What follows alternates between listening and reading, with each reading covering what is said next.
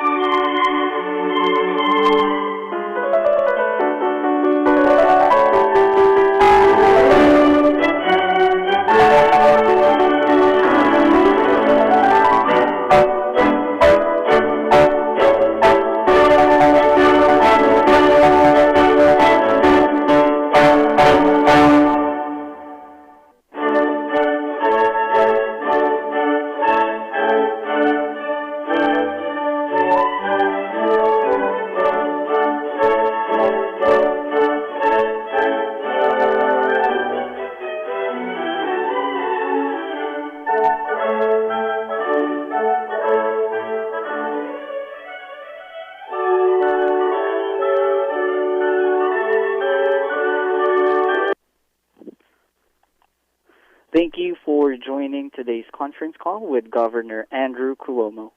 I will now turn it over to Governor Cuomo. Hi, good morning, guys. I have, guys being gender neutral, Melissa DeRosa on the telephone, Robert Mejica, Beth Garvey, James Malatras, Gareth Rhodes. First, to all our Jewish brothers and sisters, we wish them happy holiday, happy Yom Kippur, and we wish them the best for the season. Today is day 212. We did 52,000 cases yesterday, 834 positive. That's 1.5%. 11 New Yorkers passed away. There are now thoughts and prayers. 543 hospitalized, 135 ICU, 57 were intubated. The numbers today are interesting. First, we're coming into the fall, and all the health experts said we have to be careful about the fall. People go indoors, colleges open, flu season, etc. We have spikes in other states. You have states, Wisconsin's 18% positive, Iowa 16%, Utah 12%, Missouri 12%, Florida 10%, California, Illinois about 4%. We have the quarantine in place, and we have a global spike. France, Spain, Israel are seeing spikes, and I have a measure on that I'm going to mention in a moment. But that's the overall environment of the fall, and a nationwide spike and a global spike. But we're also seeing in these numbers significant action in clusters. It's basically Brooklyn, Orange, and Rockland that are increasing this number. Brooklyn is at 2.6%. Mid-Hudson is at 3%, but within Mid-Hudson it's Orange County, and then it's Rockland County. It's Orange, Rockland, and Brooklyn. Southern Tier has a blip, but that comes to 3 clusters also. There's a nursing home in South Bend County. There's a church gathering in Chemung County that created issues, and a pub in Broome County. The point of the tests is just this, is to be able to pinpoint, identify the clusters to find where the cases are coming from. Brooklyn is a major contributor in the number of cases, and then Orange and Rockland. And we have specific zip codes in Brooklyn that we're going to be looking at because it's very targeted, and our health officials are going to be reaching out to those Brooklyn communities, Orange and Rockland, today to do additional testing and compliance measures in those areas. But it is very targeted and very focused in those clusters. I also want to announce today that the residential tenant eviction protection that I have done by executive order, I'm going to extend that executive order to January 1, 2021. That's what we call the State's Safe Harbor Act. It protects tenants from COVID-related residential evictions and foreclosures through the COVID-19 emergency. We're going to extend that to January 1, 2021. We had extended the commercial eviction protection. I'm now extending the residential protection I want people to have fundamental stability in their lives. Nobody's going to be evicted because of housing. On the global increase in cases, the CDC ended enhanced screening at the airports for some international travelers. But we're seeing alarming increases in countries around the world, especially France, Spain, and Israel. So we are going to increase our presence, and I'm signing an executive order requiring the Department of Health to alert all travelers that we have a quarantine, mandatory quarantine, that will be for any level 2 or level 3 country. And that is all but 31 countries on the globe right now will be subject to that quarantine. Last point is there's been stories on the president's taxes. What I would say is we know the president here in New York. The president is a marketing man. That's what he does. He's a marketer. And he marketed himself as a successful businessman for many years.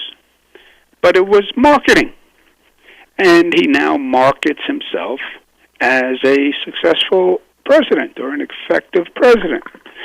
Yeah, but if you ever look at the specifics, which is what the taxes reveal in terms of the actuality of his business success, he's a business failure when you actually look at the facts. But he has marketed himself as a successful entrepreneur, president. You look at how he managed COVID internationally. He's one of the worst global country leaders, national leaders on a global scale, if you look at the numbers. So, yeah, reality at one point catches up with perception. And that's what's happening to the president.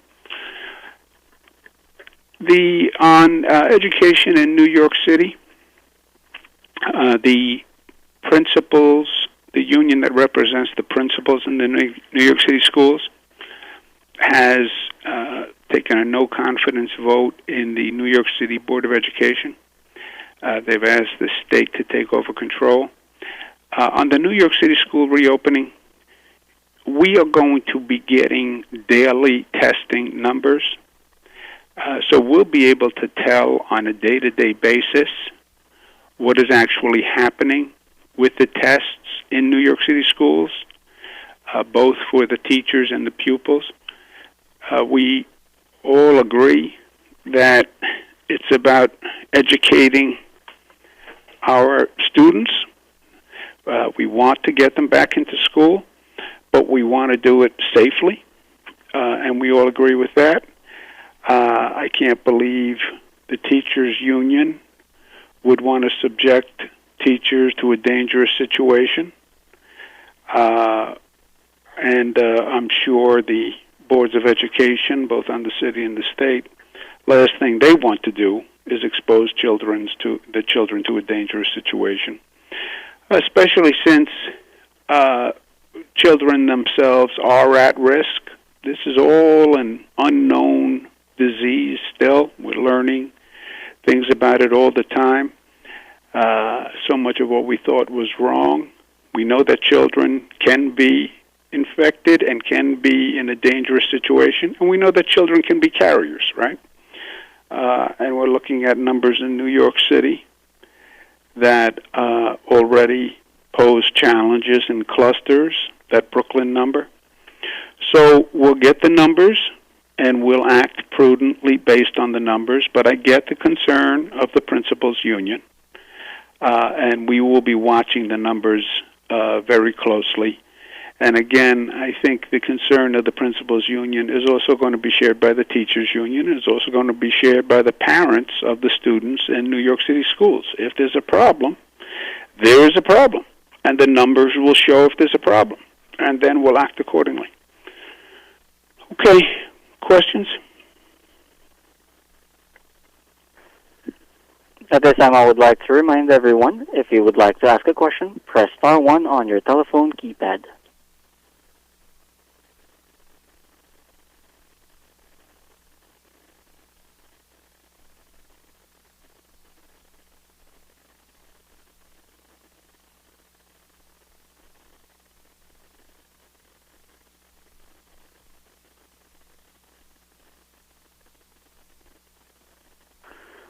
We have a question from Nick Reisman.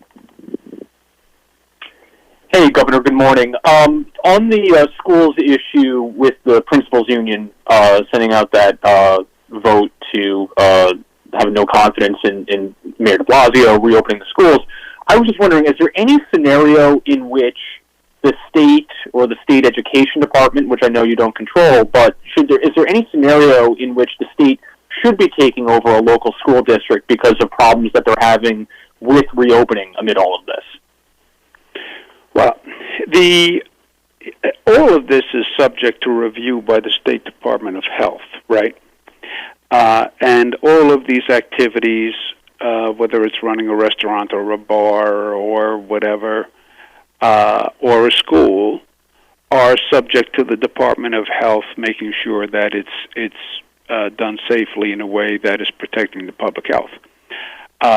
We have said as a benchmark, for example, statewide at 5%, we would close schools. That's a benchmark. We could act below 5% if the circumstances justified it. I think New York City suggested 3%, but again, the state law governs here. But if you saw 3, 4, 5% and troubling circumstances, then you could certainly act. You could also act below that. If you saw what we're seeing now, like this Brooklyn cluster, we have to get to the bottom of that. But the data is key, and we'll act on the data. I understand the concerns of the principals union, and look, if they're right and there's a health concern, then yes, the state will act, because it's not just affecting the principals, it's the teachers, it's the students, and the state will act. So, yeah, the state has overall jurisdiction over all these things, and we've exercised it in the past, as you know, and we'll do it again. One piece while I have you, Nick. I saw a piece that you did on the overall budget. Remember the context on the budget?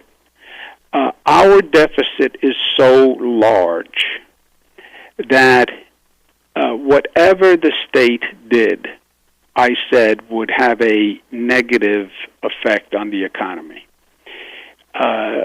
You have a $30 billion state deficit. You have a $12 billion MTA deficit. If you add the local government's deficits, New York City, et cetera, Nassau, Erie, it's about $50 billion. To close $50 billion, you would have to raise taxes. And by the way, these tax-raising proposals, you have to remember, New York City, between the state and the city tax, we're already the second highest in the nation. New Jersey just raised their tax, their millionaire's tax. New York City is higher than what New Jersey raised it to, right? Jersey raised it to 10 and change. New York City is already about 12 and change. So we would have to raise taxes, but raising taxes will get you several billion, depending on how you do it, and assuming it doesn't have any negative consequences. You would also have to cut. You would probably also have to borrow. So you'd have to raise revenue and cut and borrow. That can't be positive for the economy. And before you cut your nose to spite your face, my point is, we're not liable for this. Washington is liable. they're the ones who, from their negligence, missed that COVID came to New York and came through Europe, as you've heard me say 110 times. It was their negligence that caused our loss. It's also not a New York problem. It's a nationwide problem. And every economist says unless the national economy recovers by funding state and local, you're going to have a national economic issue. So it's a Washington problem. They are liable. Well, it doesn't look like they're going to pass the congressional package. Who knows what they're going to do congressionally, right? They're all watching polls. They're all up for election. They're going to do what's in their best interest. And if they decide that people need a check and these state and local governments talking about cuts are causing them an electoral political issue, then don't be surprised if they don't come up with a congressional package. There are reports that Speaker Pelosi's been talking with Secretary Mnuchin, so they could come up with a package. Or Election Day happens. There could be a new president, and Joe Biden has said state and local would be a priority. There could be a Democratic Senate. Chuck Schumer has said state and local would be a priority. And by the way, Chuck Schumer, as leader of the Senate, has a vested interest in making sure New York gets the aid that it needs. Senator Schumer, as head of the Senate, is not going to want to see New York raising taxes and borrowing and cutting services. I can guarantee you that. So those are very real options on the table. Before you take dramatic negative action, make sure that that's the action you need to take, right? Because it's not going to be positive.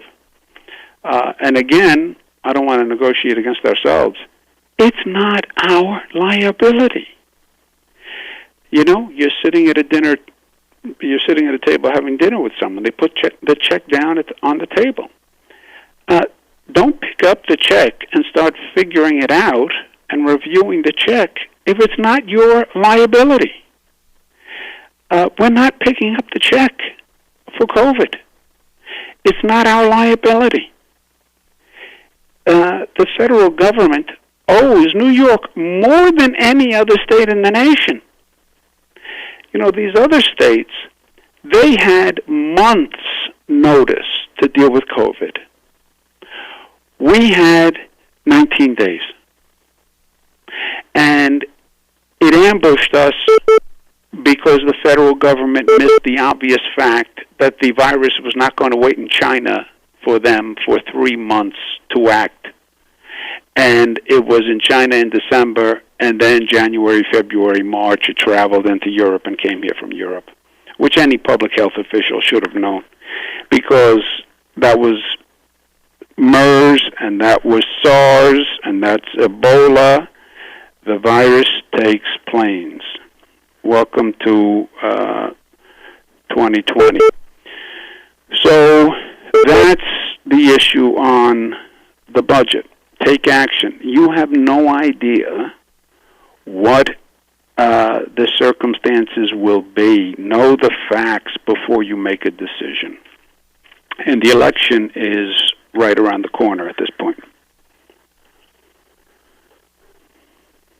It was a long answer to a short question, sorry.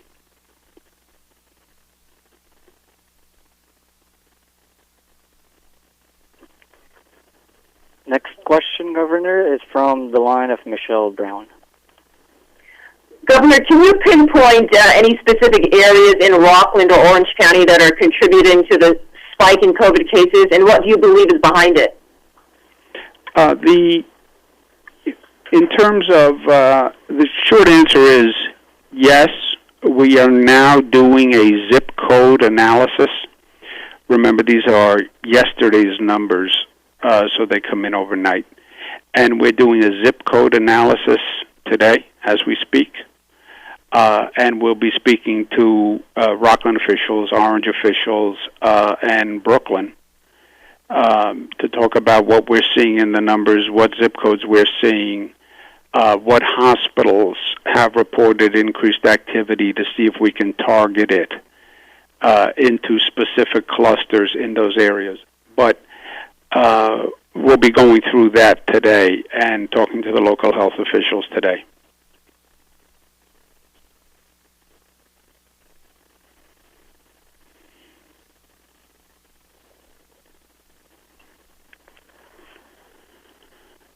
Next question, Governor, is from Kimberly Richardson. Good morning, Governor. How are you?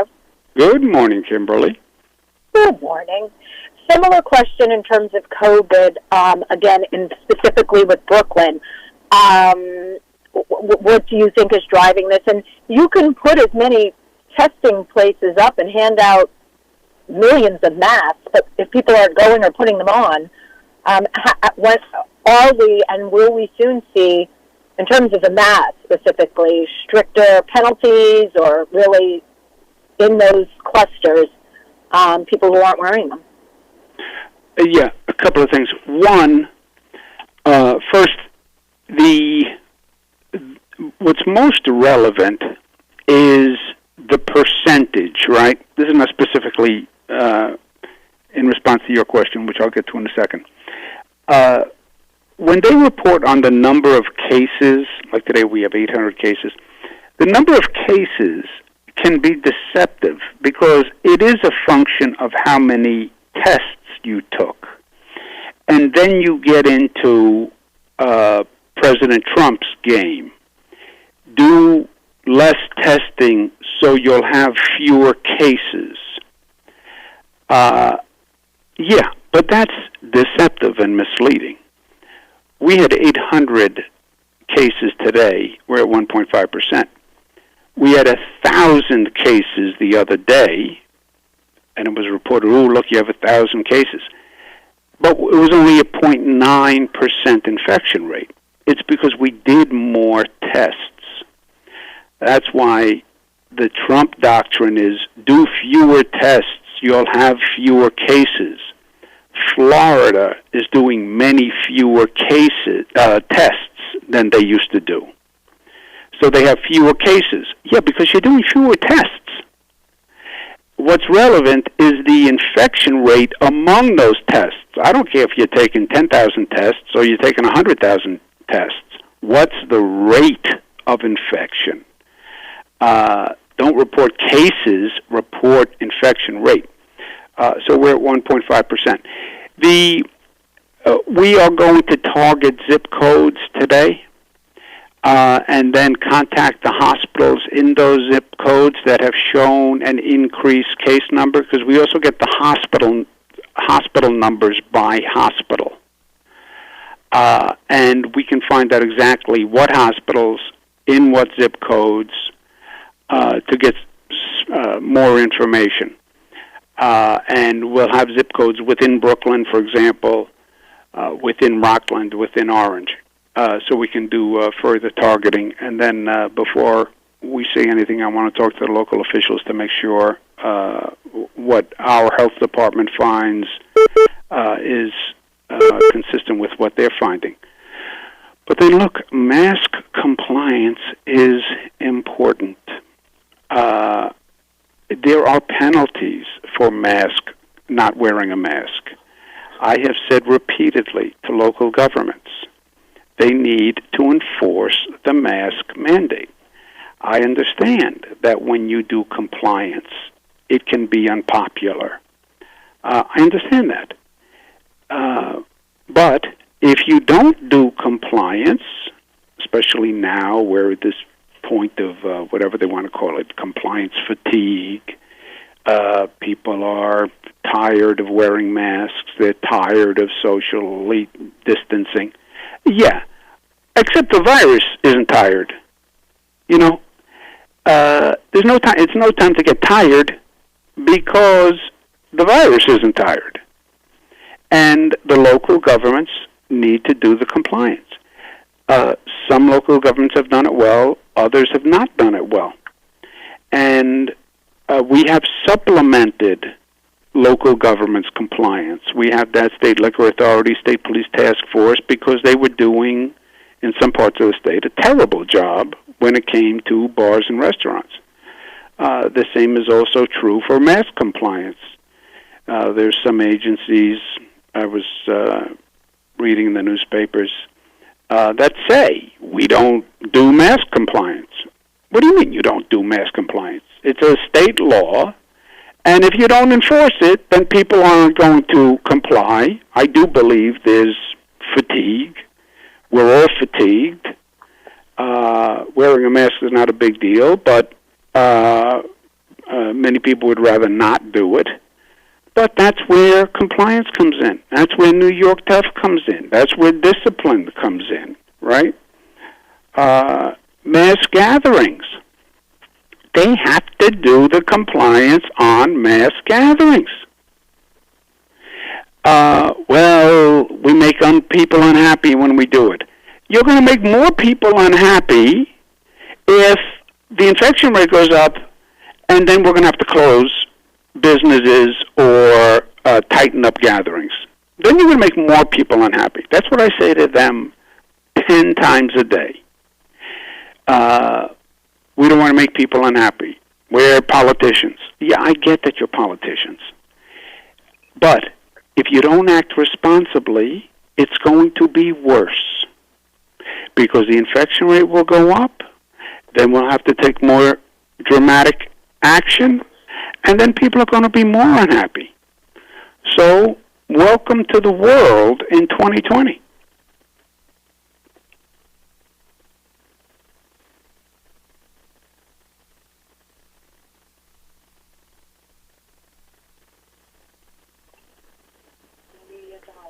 Next question, Governor, is from Victor Ocasio.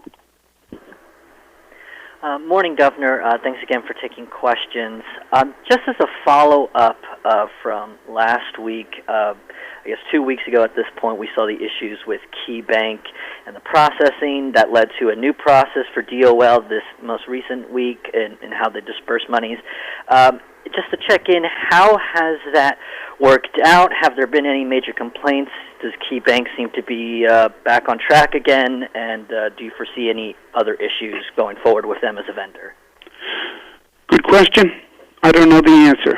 Luckily, I am surrounded by smart people. Not literally, but figuratively. Smart people, Melissa, Rob, Beth, do any of you smart people know if there's anything new on Key Bank? There's nothing new on Key Bank since we last talked about it. We're obviously in constant contact with them to make sure that nothing happens again. They are on notice. We are exploring other banks that we could potentially work with so that if there is an additional problem, we can act fast and the state can make a more permanent move. But in the meantime, things appear to be status quo, which is okay for right now.